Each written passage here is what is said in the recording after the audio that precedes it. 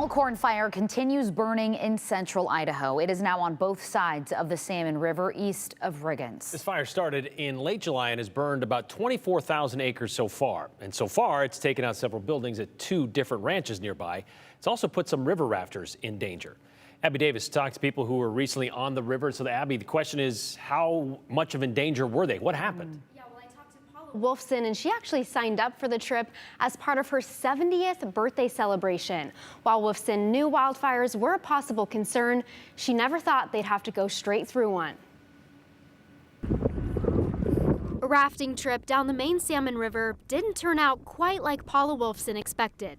It's a beautiful day, and then all of a sudden there's a puffy white cloud about 4:47 p.m. on Sunday. It's July 30th. Smoke, signaling things were about to take a drastic turn. As we move further down the river, everything changed, and we are just in a fire. It's all, the sky is totally fiery.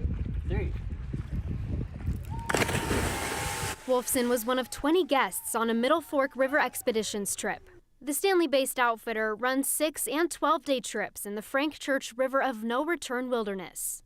Before leaving for this specific trip, owner James Ellsworth says the Elkhorn Fire wasn't much of a concern. We had heard that it wasn't a major fire or that there was some smoke, but that just, wasn't going to impact our trip very much. Ellsworth started running the Salmon River more than 2 decades ago. While he says wildfire is simply part of rafting in Idaho, Every August, we have fires that flare up.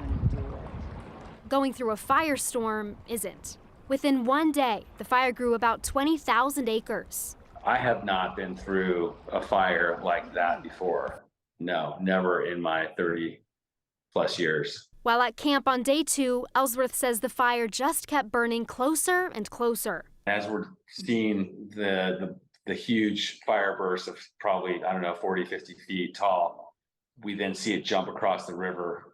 And at this point, I had to discuss this enough, and I just said, look, we're packing up and we're leaving. At that point, Ellsworth says being on the water was the safest option. So it was intense and scary because of smoke inhalation and then the possibility of anything coming down the debris and puncturing a raft and or being in our path.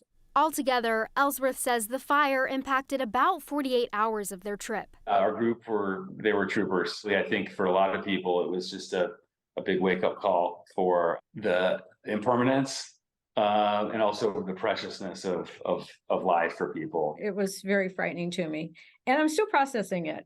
I would definitely come back, but I might just do day trips. I might not put myself out there for 12 days at a time. Fire Information Officer Brian Harris says there aren't any current closures along the Salmon River. The Elkhorn Fire is 12% contained.